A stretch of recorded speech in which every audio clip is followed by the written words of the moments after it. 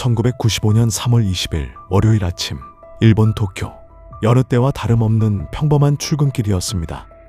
그날 아침 도쿄의 하늘은 맑았고 일상은 시계 톱니바퀴처럼 완벽하게 굴러가는 듯 보였습니다. 오전 8시 도쿄 중심부 지하철역. 도쿄의 평범한 셀러리맨이었던 기무라 씨 역시 그날 히비야선 열차에 몸을 실었습니다. 만원 지하철 안은 사람들의 숨소리와 열차의 마찰음만이 가득했습니다. 그런데 몇 분 뒤 기무라 씨는 자신의 눈에 이상이 생겼음을 깨달았습니다. 눈앞의 풍경이 갑자기 급격하게 어두워지기 시작했습니다. 마치 누군가 지하철 객차의 조명을 절반으로 줄여버린 것처럼 시야가 까맣게 변해갔습니다. 이것은 살인가스에 노출되었을 때 나타나는 첫 번째 징후, 동공이 바늘구멍처럼 수축해버리는 축동 현상이었습니다. 숨이 막혀왔습니다. 기침이 터져나왔고 누군가 목을 조르는 듯한 극도의 질식감이 객차 안을 엄습했습니다. 바닥에 주저앉은 승객들이 하나둘 중심을 잃고 쓰러졌습니다.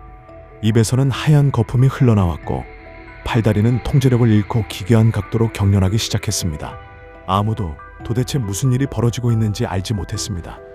화재가 난 것도 폭탄이 터진 것도 아니었습니다. 냄새도 연기도 없었습니다. 그날 아침 지하철 바닥에는 누군가 무심코 버려둔 것 같은 아사히 신문지 뭉치 하나가 놓여 있었습니다. 그리고 그 신문지에 쌓여있던 비닐봉투 안에는 인류가 만들어낸 가장 끔찍한 화학무기 중 하나인 맹독성 신경가스, 살인 원액이 들어있었습니다. 도쿄 한복판에서 수십만 명이 이동하는 출근길 지하철 5개 편성이 동시에 화학 공격을 받았습니다. 이것은 치안이 완벽하다고 자부하던 평화로운 대도시에 너무나도 평범했던 월요일 아침에 벌어진 사건입니다. 지구 블랙박스. 당신이 몰랐던 세상의 이면. 사건의 끔찍한 실체를 이해하기 위해서는 먼저 11년 전인 1984년으로 거슬러 올라가야 합니다. 일본의 하나의 기괴한 종교단체가 탄생했습니다. 창시자의 이름은 아사하라 쇼코, 본명은 마스모토 지즈오.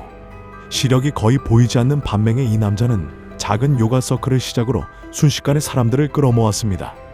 10년이 지나면서 이 단체는 신자 수 1만 명, 자산 규모 수백억 엔을 굴리는 거대한 제국 옴질리교로 진화해 있었습니다. 아사하라 쇼코는 신자들을 향해 매일같이 끔찍한 종말론을 세뇌했습니다. 머지않아 제3차 세계대전이 발발한다. 인류는 아마겟돈으로 멸망할 것이다. 그 지옥에서 살아남으려면 오직 나를 따르고 우리 교단으로 들어와야만 한다. 당시 일본 사회는 극심한 혼란기였습니다. 하늘을 찌를 듯했던 버블 경제가 처참하게 붕괴하면서 평생 직장과 부의 축적이라는 목표를 잃어버린 젊은이들이 방향을 상실한 채 거리를 방황하고 있었습니다. 이 지독한 사회적 공허함을 파고든 것이 바로 옴질리교였습니다. 하지만 이 사건이 기존의 사이비 종교 범죄와 근본적으로 달랐던 점은 바로 신도들의 성분이었습니다. 아사하라의 발밑에 엎드려 영생을 구걸한 이들은 교육을 받지 못한 소외계층이나 거리의 불량배들이 아니었습니다. 도쿄대학 의대 출신의 심장외과 전문의, 교토대학 응용물리학과를 수석 졸업한 천재화학자, 인공지능을 연구하던 엘리트 공학자, 일본이라는 국가 시스템을 이끌어가야 할 상위 1%의 최고급 두뇌들이 앞을 보지 못하는 사기꾼의 기괴한 논리에 완벽하게 세뇌되어 있었습니다. 이 천재적인 엘리트들은 교주의 명령에 따라 후지산 기슭에 제7사티안이라는 거대한 비밀시설을 건설했습니다. 겉보기에는 단순한 종교시설이었지만 그 내부는 수백만 달러어치의 최첨단 환기시설과 합성 장비가 갖춰진 완벽한 생화학 무기 공장이었습니다. 엘리트 의사와 과학자들은 신을 섬긴다는 명목하에 하얀 영국 가운을 입고 사람을 가장 고통스럽게 죽일 수 있는 살인가스를 대량으로 생산해내고 있었습니다. 과학적 지식이 종교적 광기와 결합했을 때 탄생한 완벽한 괴물들이었습니다. 도쿄 지하철 테러가 발생하기 전 경찰은 이미 이들의 끔찍한 실체를 막을 수 있는 결정적 기회들을 스스로 걷어찼습니다. 테러가 일어나기 9개월 전인 1994년 6월, 일본 나가노현 마스모토시에서 심야의 원인 불명의 맹독성 가스가 퍼져 8명이 사망하고 600명 이상이 부상을 당하는 끔찍한 참사가 발생합니다. 이것이 바로 옴질리교가 살인가스의 살상력을 테스트하기 위해 벌인 마스모토 살인 사건이었습니다. 하지만 당시 일본 경찰이 보여준 행태는 참담했습니다. 그들은 옴질리교라는 거대한 범죄 집단을 추적하는 대신 현장을 최초로 신고했던 평범한 회사원인 고노 요시유키 씨를 범인으로 몰아갔습니다. 단순히 그의 집에 농약과 화공약품이 있었다는 어처구니 없는 정황 증거 하나만으로 경찰과 언론은 한 무고한 개인을 희대의 살인마로 마녀 사냥했습니다. 경찰의 치명적인 오판과 수사력 부재, 이것은 옴질리교에게 국가 권력은 우리를 절대 잡지 못한다는 오만한 확신을 심어준 결정적 계기가 되었습니다. 경고는 여기서 끝이 아니었습니다. 도쿄 테러가 발생하기 불과 석 달 전인 1995년 1월 1일, 요미우리 신문은 옴진리교 본거지인 카미쿠이 시키무라 인근의 흙에서 살인의 생성 과정에서만 나오는 잔유물이 검출되었다는 특종 기사를 일면에 보도합니다. 심지어 테러 발생 불과 2주 전인 3월 6일과 3월 13일, 두 차례에 걸쳐 시민단체와 피해자 모임이 경찰에 정식 경고 건의서를 제출했습니다. 옴진리교 본부에서 살인가스를 만들고 있다. 이들이 대규모 화학 테러를 벌일 가능성이 매우 농후하다. 당장 압수수색을 해야 한다. 명백한 증거, 언론의 보도, 시민들의 절규가 쏟아졌지만 경찰은 움직이지 않았습니다. 그들은 이 경고를 철저하게 무시했습니다. 시스템의 오만방자한 태만 속에서 살인마들의 카운트다운은 조용히 진행되고 있었습니다. 1995년 3월 20일 오전 7시 46분, 5명의 옴진리교 최정예 간부들이 변장한 채 각자의 지하철 칸에 탑승했습니다. 그들은 모두 심한 감기에 걸린 사람처럼 두꺼운 수술용 마스크를 쓰고 있었습니다. 각자의 손에는 뾰족하게 깎아놓은 우산, 그리고 살인 원액약 900ml가 담긴 이중 비닐봉투를 감싼 신문지 뭉치가 들려 있었습니다. 그들이 탑승한 노선은 히비야선, 지오다선, 마루노우치선. 이 세 노선은 도쿄를 가로지르는 거대한 혈관이었고 가장 중요한 공통점이 하나 있었습니다. 바로 세 노선 모두 도쿄의 심장부 가스미가세키역을 통과한다는 것이었습니다. 가스미가세키는 일본 경찰청과 경시청 본부를 비롯해 핵심 정부 부처들이 밀집해 있는 관공서의 요람이었습니다. 테러의 목적은 명백했습니다. 옴진리교 본부에 대한 경찰의 대대적인 압수수색이 임박했다는 정보를 입수한 아사하라 쇼코가 경찰 지휘부를 몰살시키고 도쿄 전체를 패닉에 빠뜨려 수사 자체를 마비시키려는 선제 공격이었습니다. 오전 8시, 가스미가세키역을 향해 달려가던 5개 칸의 지하철 안에서 범인들은 거의 동시에 움직였습니다. 그들은 바닥에 신문지 뭉치를 내려놓고 우산의 날카로운 끝으로 비닐봉투를 강하게 찔렀습니다. 2번, 3번, 봉투가 터지는 미세한 소리. 범인들은 아무 일도 없었다는 듯 다음 역에서 열차의 문이 열리자마자 빠져나와 미리 대기 중이던 도주 차량에 올라탔습니다. 지하철 바닥으로 투명한 살인 원액이 흘러나오기 시작했습니다. 액체는 공기와 닿는 순간 치명적인 기체로 증발했습니다. 밀폐된 지하철 객차의 에어컨 시스템이 이 맹독성 기체를 빨아들여 순식간에 객차 전체로 뿜어냈습니다. 살인은 인간의 중추신경계를 완전히 교란시키는 신경작용제입니다. 근육의 수축을 조절하는 아세틸콜린에스테라아제라는 효소의 기능을 완벽하게 파괴해버립니다. 호흡근이 통제력을 잃으면서 폐가 굳어갔고 수백 명의 승객들이 바닥에 나뒹굴며 질식해갔습니다. 입과 코에서는 선혈이 섞인 거품이 쏟아졌습니다. 영무원들이 이 참혹한 상황을 발견했지만 그들은 이것이 독가스 테러일 것이라고는 상상조차 하지 못했습니다. 단순히 지하철역 어딘가에서 에어컨 가스나 하수구 가스가 누출된 것으로 오판했습니다. 가장 끔찍했던 것은 승객들이 죽어가고 피를 토하는 와중에도 몇몇 지하철역에서는 열차의 운행을 멈추지 않았다는 사실입니다. 가스 냄새가 난다는 보고에도 매뉴얼에 갇힌 영무원들은 발차 버튼을 눌렀고 살인가스를 가득 품은 죽음의 열차는 도쿄의 다음 역, 그 다음 역을 향해 계속해서 문을 열고 닫으며 독가스를 퍼뜨렸습니다. 수백, 수천 명의 추가 피해자를 양산해낸 시스템의 완벽한 오작동이었습니다.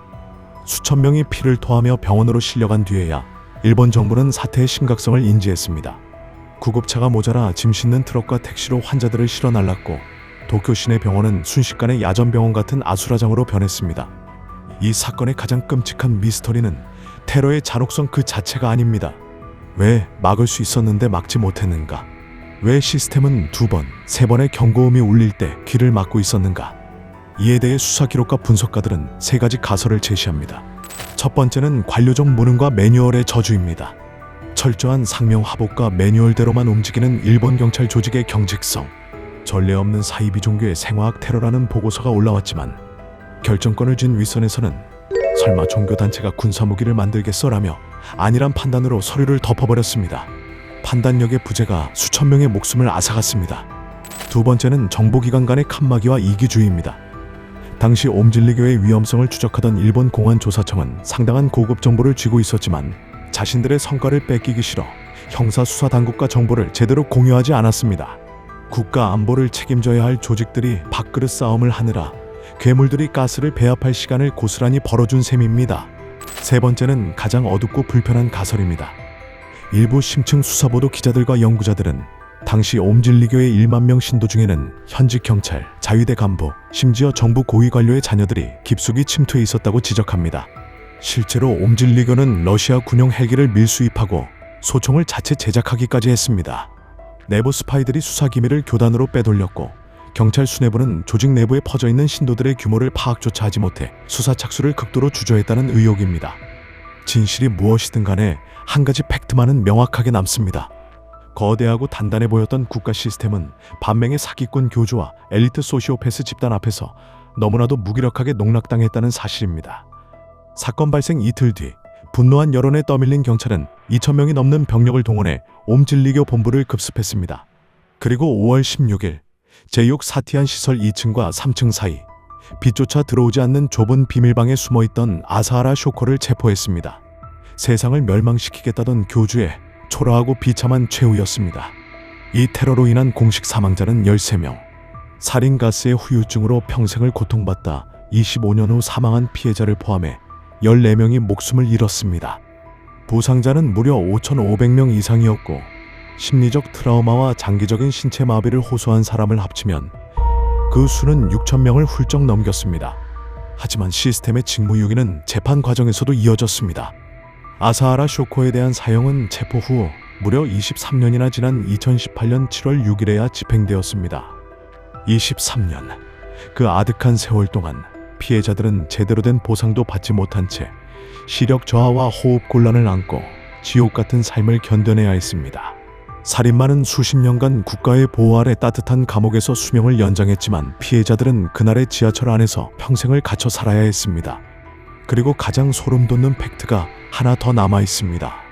옴질리교는 아직 사라지지 않았습니다. 1995년 강제 해산 명령 이후에도 잔존 세력들은 알레프나 히카리노와 같은 이름표만 바꿔단 채 지금 이 순간에도 버젓이 활동을 이어가고 있습니다.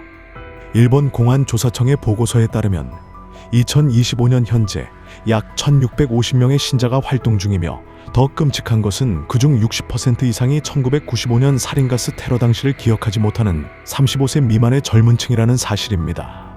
총도 폭탄도 필요 없었습니다. 이단 교주의 비뚤어진 교리 한마디와 이를 맹신한 과학자들의 배합 지식만으로 수천 명의 일상을 파괴했습니다. 우리는 가끔 묻습니다. 어떻게 저런 끔찍한 사이비 종교에 빠져 사람을 죽일 수 있느냐고. 하지만 지구 블랙박스가 이 기록을 통해 시청자 여러분께 던지고 싶은 진짜 질문은 이것입니다. 과연 우리의 시스템은 30년 전 일본 경찰보다 더 나아졌다고 확신할 수 있을까요? 지금 이 순간에도 어두운 방구석이나 소셜미디어의 알고리즘 속에서 누군가의 머릿속에 제2의 아마겟돈이 자라나고 있다면 우리는 그것을 사전에 알아보고 막아낼 수 있는 시스템을 갖추고 있습니까? 지구 블랙박스는 계속 기록합니다. 구독과 알림 설정은 다음 기록을 여는 열쇠입니다.